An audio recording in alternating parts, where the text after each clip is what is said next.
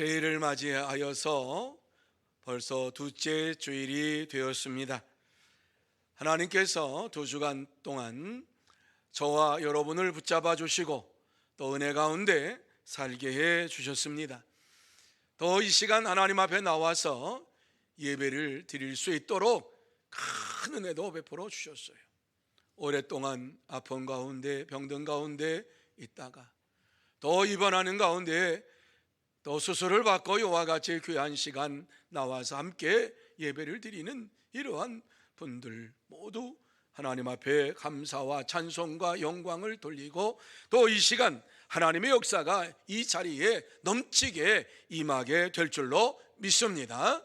그래서 이 시간 예배 드리는 여러분 모두 다 이제 연말을 맞이하여서 연말에 그동안 했던 것이 아무것도 없습니다, 이렇게 기도하지 말고 하나님께서 내게 베풀어 오신 은혜에 너무 감사함을 드립니다. 지난 한 해 동안도 하나님의 은혜 가운데 살고 하나님의 축복 가운데 살고 하나님이 주신 모든 것들에 감사하며 하나님 앞에 영광을 돌립니다 하는 이러한 기도가 연말에 여러분의 입술을 통해서 하나님 앞에 상달되는 이러한 기도가 되시기를 예수님의 이름으로 축복합니다. 자, 오늘 이 본문의 말씀으로 돌아와서 이 말씀을 함께 나눕니다. 오늘 이 말씀은 아브라함이 아브라함으로 이름이 개명되기 전에 아브람 때에 이루어졌던 사건을 말씀해 주고 있습니다. 아버지 데라와 함께 하란에 머물게 되었는데 하란에서 아버지 데라가 이제 죽음으로 장사를 지내고 또 하나님께서 그에게 나타나셔서 고향과 친척과 아버지의 집을 떠나서 하나님이 지시할 곳으로 가라 말씀하시니까 하나님이 지시할 곳으로 가서 가나안 땅에 이르렀더라 라고 하는 말씀이 오늘 내용입니다. 여러분, 이때에 아브라함의 나이가 75세였습니다. 세상의 눈으로 보면 이 나이는 노년의 때입니다. 노년의 때는 고향을 떠나는 시기가 아니라 고향에 돌아오는 회귀해야 하는 시기입니다. 하지만은 아브라함은 오늘 이 말씀에 보면 하나님이 약속하신 땅을 향하여서 다시 제2의 인생을 시작하고 있는 것을 보게 됩니다.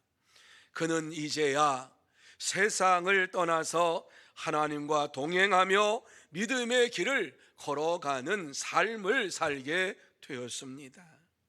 이 시간 본문을 보면서 아브라함은 어떻게 하나님과 동행하게 되었고 동행하는 자에게 주시는 축복이 무엇인가를 생각하며 그렇다면 우리가 하나님과 동행하려면 어떻게 해야 하는가를 함께 나누며 은혜 받는 시간이 되기를 원합니다.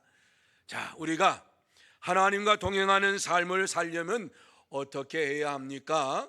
제일 먼저 이 말씀 속에서 하나님을 날마다 영접해야 한다, 우리에게 말씀을 주시고 있습니다. 자, 1절과 2절 말씀 우리 다시 한번 한 목소리로 1절과 2절 말씀 읽습니다. 시작. 너는 너의 고향과 친척과 아버지의 집을 떠나 내가 네게 보여줄 땅으로 가라. 내가 너로 큰 민족을 이루고 내게 복을 주어 내 이름을 창대하게 하리니 너는 복이 될지라. 여러분이 말씀이 무슨 말씀인가 하는 것은 금방 이 말씀을 보면서 깨닫게 되는 거지요. 너는 이곳을 떠나서 내가 너에게 보여줄 땅으로 가라. 너로 큰 민족을 이루게 할 것이고 내가 내게 복을 주어 내 이름을 창대하게 할 것이다. 너는 복이 될 것이다, 이렇게 말씀하고 있어요. 여러분, 이 말씀을 다시 이 전체의 말씀으로 이와 같이 11장과 12장의 내용을 통해서 이 말씀을 해석해 보면 어떤 말씀입니까?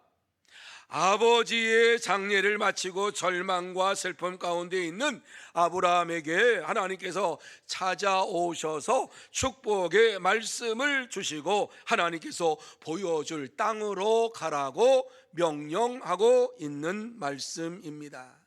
그러면서 하나님께서 이곳을 떠나서 내가 지시한 땅으로 가면 너에게 땅의 복을 주고 자손의 복을 주고 민족의 복을 주시겠다라고 약속을 해주고 있습니다. 여러분, 이때 아브라함이 하나님을 마음에 영접했습니다. 인격적으로 하나님을 마음에 영접했습니다. 그렇습니다. 하나님은 오늘날도 절망과 슬픔과 역경 가운데 있는 자들을 찾아오셔서 위로하시고 동행하기를 원하시는 하나님이십니다. 당시 아브라함은 아버지 데라와 함께 갈대아 우르에 살다가 아버지가 갈대아 우르를 떠나서 이제 우리가 가나안 땅으로 가자 이렇게 말씀을 하심으로 인하여서 아버지와 함께 갈대아 우르 고향을 떠난 사람입니다. 하나님의 부르심이 데라에게 있었냐? 없었어요. 데라는 아담과 하와의 후손입니다. 그러니까 하나님에 대하여서 구전으로 내려오는 이러한 믿음의 조상들에 대하여서 잘 알고 있고 하나님의 말씀을 알고 있는 사람입니다. 그런데 세상에 살다 보니까 하나님의 말씀대로 사는 자가 아니라 세상 속에서 어떻게 하면은 더 많은 물질을 모을 수 있을 것인가를 생각하다가 그가 생각해낸 것이 무엇이냐? 우상을 섬기는 자들이 많은데 우상을 만들어서 저들에게 팔면 많은 부를 얻을 수 있겠구나, 이렇게 생각하고 우상을 만드는 일을 했습니다. 여러분, 하나님을 모르는 사람이 아니라고 말씀을 드렸습니다. 하나님을 아는 사람입니다. 그런데 세상을 따라서 살다 보니까 세상에 우상을 만들어서 그것을 가지고 생계를 유지하고 가정을 유지하는, 그래서 많은 이러한 물질을 모아가지고 많은 식솔들을 거느리는 이러한 자가 되었다라고 하는 말씀입니다. 그런데 이 데라가 어느 날 이곳에서 이와 같이 하는 것보다는 가나안 땅에 가면 가나안 땅에는 우상을 숭배하는 자들이 많이 있으니까 그곳에는 더 많은 물질을 축적할 수 있겠구나, 이렇게 그의 마음속에 생각하지 않았겠는가. 그저 가나안 땅으로 가는 이유가 없었지요. 갈대아 우르에서 얼마나 장사가 잘 됐겠어요. 그런데 그곳을 떠나서 가나안 땅으로 간다고 하는 것은 아직 하나님을 모르는, 그리고 하나님에 대하여서 온전히 믿음의 삶을 살지 아니하는 데라에 있어서는 가나안 땅이 또 다른 물질을 얻을 수 있는 자리였을 것이다, 저는 그렇게 해석을 합니다. 그런데 하나님께서 데라가 가나안 땅을 가는 도중에 하란에서 그의 생명을 거두어 가시게 하신 것을 보게 됩니다. 그가 하란 땅에서 205세에 죽었더라, 이렇게 말씀을 하고 있습니다. 자, 그러면 창세기 11장으로 넘어가서 보면 11장에서 26절에 보면은 하나님께서 데라에게 이와 같이 믿음의 자녀들을 주었는데 어떠한 자녀를 주었느냐? 아브라함과 나움과 하란을 이와 같이 주었다, 낳았다, 이렇게 말씀해. 몇 세 때? 70세 때에. 그런데 여기서 우리가 함정에 빠지지 말아야만 합니다. 자, 그러면서 11절 말씀에 보면은 데라는 70세에 아브라함과 나홀과 하란을 낳았더라 말씀하며 27절에 데라의 족보는 이러하니 데라는 아브라함과 나홀과 하란을 낳고 하란은 롯을 낳았으며, 이렇게 말씀합니다. 하란에 대하여서 먼저 얘기합니다. 그러니까 여러분이 이 말씀을 해석할 때에 26절의 말씀은 하란이 큰 아들이었구나라고 하는 사실을 우리는 알아야만 합니다. 그래서 하란이 큰 아들이었고 그 아들을 낳을 때가 70세였다. 그리고 아브라함과 나홀이 그 다음이었고 아브라함이 맨 끝 막내였다. 이렇게 이 말씀을 보아야만 하는 것이에요. 그래서 연결하기 위해서 이와 같이 아브라함, 나홀, 하란이라고 했고 하란에 대하여서 말씀을 해주고 있지요. 하란은 롯을 낳았으며 이렇게 말씀하고 있어요. 왜 제가 이 말씀을 하느냐? 하란에서 도대체 얼마나 머물렀을까? 굉장히 궁금했어요. 그래서 하란에서 이와 같이 70세 때에 이 세 아들을 낳았다라고 말씀을 하시면서 하란에서 아브라함이 떠날 때에 75세였더라 이렇게 말씀하지요. 그리고 205세에 죽었더라 이렇게 말씀해요. 죽은 날 그 해와 75세에 떠난 날이 같아요. 그러면은 이 아브라함은 데라가 130세 때에 얻은 아들이지요. 어찌했든지 간에 이렇게 계산을 해보니까 이 말씀을 보면서 하란에는 적어도 30년 내지 40년을 기거했겠구나 이렇게 이 말씀을 해석하게 되었습니다. 30년 내지 40년을 가나안 땅에서 이와 같이 오랫동안 살았다라고 하는 사실은 그곳에서 가나안 땅을 향해서 가다가 중도에서 하란에서 계속해서 우상을 만들어 팔면서 살았다라고 하는 말씀이지요. 하나님께서는 이것을 보시고 데라를 이제 205세 때에 하늘로 부르셨어요. 아브라함은 이것이 하나님의 계획 속에서 이루어진 것이라고 하는 사실을 그때까지는 몰랐어요. 이와 같이 아버지가 하늘로 이제 죽은 다음에 갑자기 아버지가 돌아가심으로 인하여서 아브라함은 어디로 가야 할지를 알지를 못했습니다. 어떻게 살아야 할지를 알지를 못했어요. 왜? 데라가 모든 것을 주관하고 살았어요. 그렇기 때문에 또 형님들도 있어요. 큰 형은 죽었지만은 이와 같이 어떻게 아브라함이 가정의 이 삶을 이끌어 나갈 것인가를 알지 못할 때에 하나님께서 그에게 갑자기 나타나셨어요. 이전에도 아브라함에게 나타난 적이 없어요. 아브라함에게 나타나신 것이 처음이에요. 75세 때에 인격적으로 하나님을 만나게 되었다라고 하는 사실을 우리에게 말씀을 해주고 있는 것이지요. 아브라함이 이와 같이 어디로 가야 할지 모르는 그 순간에 나타나서 하나님께서 말씀하시는데 뭐라고 말씀합니까? 너는 고향과 친척과 아버지의 집을 떠나 내가 네게 보여줄 땅으로 가라 이렇게 말씀을 주시고 있습니다. 하나님은 아브라함이 어디로 가야 할지 모르는, 그리고 어떻게 미지의 세계를 향해 나아가야 할지 모르는 그때에 찾아오셔서 그에게 말씀하시고 그의 길을 인도해 주시겠다고 말씀을 해 주셨어요. 그러면서 가나안 땅으로 들어가는 것이 하나님의 뜻이라고 말씀을 합니다. 아브라함은 아버지와 함께 우상을 만들어서 섬겼던 사람이라고 하는 것을 부인할 수가 없습니다. 그렇다고 하면 그는 다른 사람처럼 죄 가운데 살고 있었던 사람입니다. 아브라함은 하나님을 섬긴다고 하면서 아버지를 따라서 우상을 섬기며 우상을 만들어서 팔았던 사람입니다. 여러분, 이러한 사람은 하나님의 말씀을 따르지도 아니하고 대적하는 이러한 삶을 살았던 사람이구나 하는 것을 우리는 쉽게 느끼게 되는 것입니다. 하나님은 이러한 아브라함에게 찾아오셔서 그를 부르신 것입니다. 갑작스러운 일입니다. 그가 한 번이라도 생각해 본 적이 없습니다. 이때 하나님이 찾아오시면 얼마나 좋을까, 그런 생각 1도 없었습니다. 하지만 하나님께서는 어려움을 당하고 있는 아브라함에게 찾아가셔서 그에게 극적으로 하나님과의 만남을 이루어 가신 것입니다. 무슨 얘기입니까?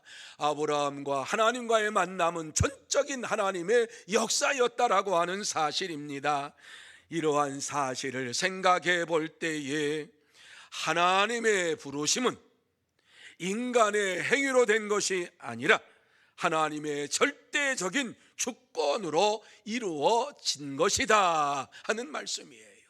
더 쉬운 말씀으로 말하면 하나님의 부르심, 하나님의 구원은 인간의 행위로 된 것이 아니라 하나님께서 절대적인 주권으로 하나님께서 찾아오심으로 인하여서 아브라함이 구원받고 아브라함이 하나님의 사람이 되었다라고 하는 말씀입니다. 여러분, 그 순간 하나님의 음성을 듣고 하나님의 약속의 말씀을 듣고 아브라함이 하나님을 인격적으로 하나님을 영접했어요. 이게 중요한 거예요. 그래서 비록 나이가 75세였지만은 하나님을 인격적으로 만나니까, 하나님의 음성을 듣고 인격적으로 만나니까 하나님의 말씀에 순종하는 이러한 삶을 살게 된 것이지요. 여러분, 하나님을 만난 사람들은 즉시 하나님의 마음을 알고서 하나님의 마음을 기쁘시게 하기 위하여 살아가는 삶을 살아갑니다. 그렇습니다. 참된 성도는 하나님께서 내게 찾아오셔서 나를 강권적으로 구원해 주시고 나를 하나님의 자녀로 삼아 주신 것을 믿고 그 즉시 인격적으로 영접하며 날마다 믿음으로 생활합니다. 여러분, 하나님은 우리에게 어떠한 문제가 있든지 찾아오셔서 위로하시고 격려하시고 우리가 가야 할 길을 인도해 가시면서 동행하시는 하나님이십니다. 그럴 때에 우리는 하나님 안에서 새 힘을 얻게 되고 하나님과 동행할 때에 능력을 갖게 되는 것입니다. 참된 성도는 어떤 문제가 있든지 하나님께서 찾아오셔서 자신을 부르심을 믿고 날마다 마음으로 영접하며 믿음으로 살아갑니다. 그러므로 저와 여러분 모두 다 우리의 삶의 현장에서 새해를 맞이하여서 이제 어떠한 문제가 내게 있을 수도 있지요, 살아가면서 문제를 만날 수도 있지요. 그러한 문제가 있든지 날마다 하나님께서 내게 찾아오셔서 나를 부르시는 하나님이신 것을 믿고 하나님을 마음에 영접하고 믿음으로 동행하는 참된 성도가 다 되시기를 축원합니다. 두 번째로 하나님의 말씀을 따라가야 한다, 이렇게 말씀을 하고 있어요. 4절 말씀 5절 말씀 여러분만 읽습니다. 눈을 떠서 큰 소리로 읽습니다. 시작.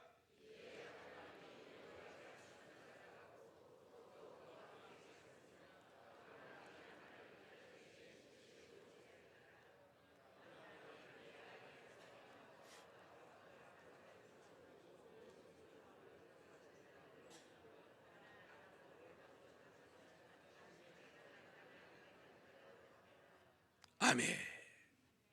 제가 왜 읽으라고 했을까요? 너무 따뜻하게 입으셔가지고 졸고 계시는 분이 있는데 저 겉옷 하나 벗으세요. 지금 따뜻해요. 처음부터 졸면 끝까지 졸잖아요. 첫 시간부터 졸면 1년 내내 졸 거 아니에요. 그러면 축복 못 받잖아요. 자, 이 말씀 보세요. 아브라함이 하나님의 말씀을 따라가는 삶을 살았다. 이 말씀이에요. 이 말씀. 이에 아브라함이 여호와의 말씀을 따라갔고, 그런데 혼자 간 것이 아니라 그의 조카 롯과 하란에서 모은 모든 소유와 얻은 사람들을 이끌고 가나안 땅으로 가려고 떠나서 마침내 가나안 땅에 들어갔다. 여러분, 얼마나 하나님의 말씀이 그에게 강하게 임재했으면 하나님께서 말씀하시는 것이 그의 마음속에 새겨졌으면 혼자서 간 것이 아니라 야 같이 가자, 하나님의 말씀이 이와 같이 나를 인도하니까 같이 가자, 그러면서 조카 롯의 가정을 인도하고 또 그곳에서 하란에서 함께 했던 그러한 모든 소유물을 다 가지고 또 여러 사람들을 이와 같이 그 식솔들을 다 했는데 그 사람들과 다 함께 떠났다라고. 하나님의 말씀을 따라가는 삶이 얼마나 좋은 것인가 하는 사실을 아브라함은 분명히 알았어요. 살아계신 하나님의 역사하심을 알았어요. 그렇기 때문에 많은 사람들과 함께 이와 같이 가나안 땅으로 갔다고 말씀하고 있습니다. 그렇습니다. 하나님과 동행하는 삶을, 하나님의 말씀을 따라가는 삶입니다. 하나님의 말씀을 따라간다라고 하는 이러한 말씀은 하나님의 말씀이 날마다 우리의 심령 속에 새겨질 때에 하나님의 말씀을 따라갈 수가 있습니다. 하루라도 하나님 말씀을 놓치는 순간에는 세상을 향해서 달려갈 수밖에 없는 것이 이 세상의 삶입니다. 그래서 저와 여러분은 깨어서 하나님의 말씀을 따라서 순종하며 살아가는 삶을 살아야만 합니다. 아브라함이 하나님의 말씀을 따라간다고 하는 것은 제가 볼 때는 쉽지 않은 일이었다. 인간적으로 보면 하나님의 말씀을 듣지 아니하고 하나님의 말씀을 음성을 듣지 않았다고 하면 인간적으로는 참 어려운 시기였다. 왜? 75세.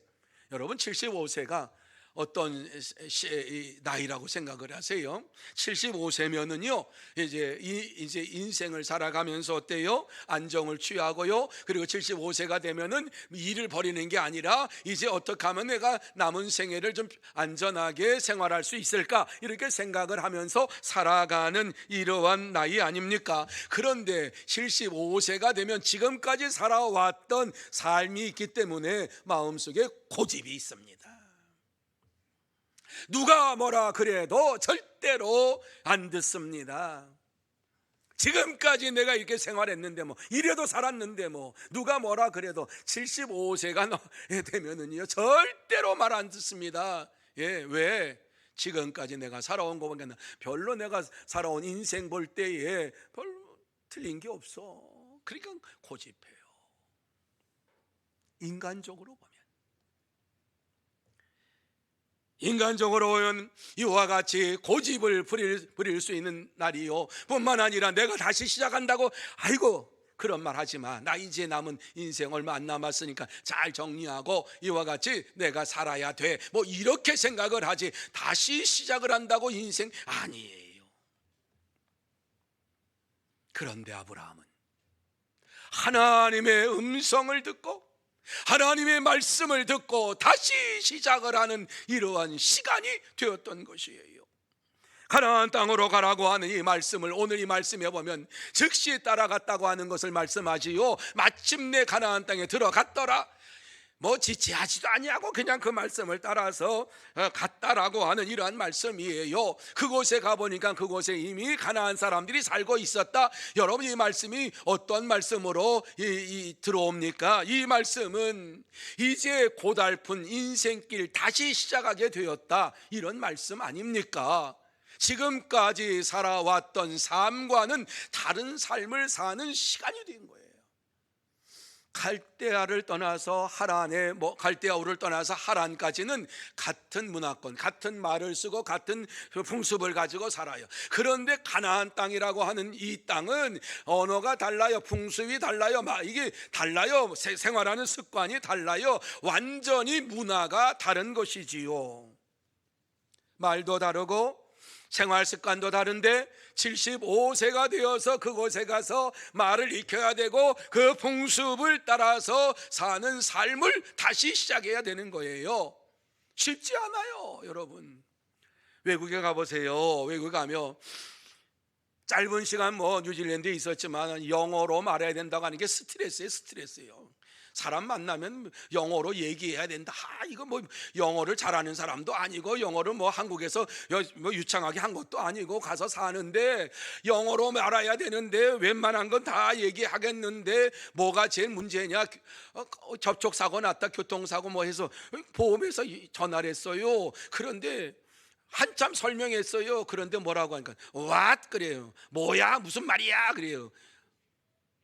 아니 내가 이렇다고. 그러니까 아이고 너 영어 잘 못하는구나 뭐 이러면서 그래요. 그러면 화가 나요. 막 그냥요. 나는 최선을 다하는데. 여러분 노년의 때에 이와 같이 말이 달라지고 풍습이 달라지고 그런 곳에 가서 산다고 생각해 보세요. 힘든 일이 아닙니까? 그런데 아브라함이 이렇게 결단을 하고 가나안 땅으로 갈 수 있었던 것은 딱 한 가지. 하나님의 말씀이 그에게 주어졌기 때문에, 하나님의 명령이기 때문에, 하나님에서 하나님을 만났던, 인격적으로 만나서 그 만난 하나님께서 자기에게 말씀하시는데 첫 번째 명령하신 것이 무엇이냐? 가나안 땅으로 가라. 이 말씀이 그에게 마음속에 새겨지니까 그곳에 가서 어떠한 어려움을 당한다 할지라도 가나안 땅에 들어갔더라. 이렇게 말씀을 해주고 있습니다. 아브라함은요 평생에 이와 같이 하나님께서 자기에게 새로운 지옥으로 가라고 말씀하실 것이라고 생각을 해본 적이 없는 것입니다. 하지만 하나님을 만나고 그의 삶이 완전히 달라졌습니다. 그러므로 오직 하나님의 말씀만을 믿고 절대적으로 하나님만을 의지하면서 믿음으로 살았습니다. 이 사실을 히브리서 11장 8절과 9절에 이렇게 말씀을 해주고 있는데, 자 같이 한번 이 말씀 읽어보시겠습니다. 같이 한번 읽습니다. 시작. 믿음으로 아브라함은 부르심을 받았을 때에 순종하여 장래의 유업으로 받을 땅에 나아갈새 갈 바를 알지 못하고 나아갔으며, 믿음으로 그가 이방의 땅에 있는 것 같이 약속의 땅에 거류하여 동일한 약속을 유업으로 함께 받은 이삭 및 야곱과 더불어 장막에 거하였으니. 여러분 이 말씀이 무슨 말씀인가 하는 것을 잘 보세요. 믿음으로 이와 같이 아브라함은 가나안 땅에 들어갔다. 하나님의 말씀을 믿음으로 이와 같이 부르심에 순종하면서 장래의 유업으로 받을 그 땅이 어딘지 알지 못하면 나아갔다. 그리고 가나안 땅에 들어갔다. 이렇게 말씀을 해주고 있습니다. 이 말씀은 아브라함이 자신의 상황과 환경에 따라서 가지 않고 오직 하나님의 말씀을 따라서 순종하며 믿음의 길을 걸어갔다라고 하는 말씀입니다. 이것이 참된 믿음의 삶입니다. 여러분 우리도 하나님의 말씀을 따라가려면 절대적으로 그의 말씀에 순종해야 합니다. 그래서 성경은 우리에게 순종이 제사보다 낫다 이렇게 말씀을 주시고 있지요. 하나님의 말씀에 절대적으로 순종하는 것이 말씀을 따라가는 삶입니다. 그러므로 저와 여러분 모두 다 모든 염려와 근심과 걱정을 다 주님께 맡기고 하나님의 말씀을 따라가면서 하나님과 동행하는 믿음의 삶을 살아가는 참된 성도, 복된 성도가 다 되시기를 축원합니다. 세 번째로 하나님의 말씀 하나님께 예배를 드려야 한다 말씀하고 있어요. 하나님께 예배를 드려야 한다고 7절 말씀에 하반절에 보면은 자기에게 나타나신 여호와께 그가 그곳에서 제단을 쌓고, 이 말씀이 무슨 말씀입니까? 하나님께서 아브라함에게 나타나셨어요. 그리고 가나안 땅에 들어갔어요. 그곳에서 다시 또 나타나셨어요. 그랬더니만 그곳에 아브라함이 제단을 쌓았다. 하나님께 예배를 드렸다 이 말씀이에요. 여러분, 이 예배를 드렸다, 제단을 쌓았다라고 하는 것은요, 하나님께서 자신에게 약속하신 말씀을 굳게 믿고 가나안 땅에 들어가서 자기 영토임을 확신하면서 예배를 드렸다라고 하는 거예요. 아직 자기 영토 하나도 없어요. 돈 주고 산 것도 없어요. 그런데 이 땅이 하나님께서 내게 주실 땅입니다 확신하면서 그곳에서 제사를 드렸다, 예배를 드렸다, 이렇게 말씀을 하고 있습니다. 그렇습니다. 하나님의 말씀을 믿고 날마다 예배를 드리는 것이 하나님과 동행하는 삶입니다. 이러한 삶을 살았던 한 사람에 대한 말씀을 좀 드립니다. 멀린 케도로스 목사님은 감옥 생활에서 찬송 생활로라고 하는 책을 지은 이러한 분입니다. 이 책을 읽어보신 여러분들도 있을 줄로 압니다. 그 책 속의 내용 가운데 보면은 어느 날 할아버지 할머니의 손을 붙잡고 이제 할머니 할아버지와 함께 이제 청년 때에 이제 예배당에 갔어요. 예배를 드리러 가자. 그러니까 이제 할머니 할아버지가 그러니까 어쩔 수 없이 갔어요. 그런데 예배당에 들어서는 순간에 많은 사람들이 모여 있는데 그 사람들을 보면서 참 불쌍한 사람들이구나. 세상에는 참 얼마나 즐길 수 있는 일이 많은데 이 창고 같은 어두운 곳에 와가지고 모여가지고 앉아서 뭐 예배 드린다고 하는데 참 그렇구나, 참 불쌍하다, 이렇게 생각을 했어요. 그때에 찬송이 시작이 되었는데 찬송을 하니까는 자기도 이제 예배 드리러 왔으니까 찬송하는 신용을 내는 거예요. 그냥 입술만 딸딱 덜썩덜썩 하면서요. 여러분, 찬송은 하나님께 드리는 거예요. 인간이 하는 게 아니에요. 내가 은혜받기 위해서 하는 거 아니에요. 하나님께 영광 돌리는 거예요. 그런데 이 내용을 모르니까, 하나님 앞에 영광 돌린다고 모르니까 찬양할 때에 내가 그냥 하는 건지 누가 받으는지도 모르는지 그냥 찬양인지 아닌지도 모르면서 딸싹딸싹거리고 찬양하는 척 이렇게 했단 말입니다. 그런데 갑자기 귀에서 누가 와서 가까이에서 귓속말로 너 뭐하냐, 무슨 짓 하는 거냐, 깜짝 놀라서 뒤를 돌아보니까는 아무도 없어요. 자기가 뭐 잘못 들었구나 생각을 하고서 찬송을 하는 거기에서 그냥 입만 딸싹딸싹. 여러분, 이거 찬양 아니에요. 하나님 안 받으시는 거예요. 이거 딸싹딸싹하고 마음으로도 찬양 안 하고 입술로도 뭐 소리도 내서 찬양하지 않냐고 그냥 입술만 뭐 움직이는지 아닌지, 이거 찬양 아니에요. 하나님 조롱하는 거예요. 그냥 그렇게 했어요. 근데 또다시 그의 귓전에서 울리는 소리가 있어요. 너는 오늘 밤 나를 믿기로 결정해야 해. 만일 그렇지 않으면 때는 이미 늦을 거야. 너무 놀래가지고 고개를 흔들면서 반사적으로 주의를 받지만 아무도 주의 없었어요. 그렇게 그의 귀에 얘기하는 사람도 없었어요. 뭐라고? 반드시 늦고 말 거라고 혼자서 헛소리를 하듯이 중얼거리고 있었어요. 그런데 똑같은 음성이 또다시 한번 들려. 너무너무 놀라서 그 순간 스쳐 성광처럼 스쳐가는 이러한 생각이 떠오릅니다. 하나님이시구나. 하나님이 나에게 말씀하시는구나. 하나님이 나를 보고 계시는구나. 내가 왜 이전에는 이것을 알지 못하였을까?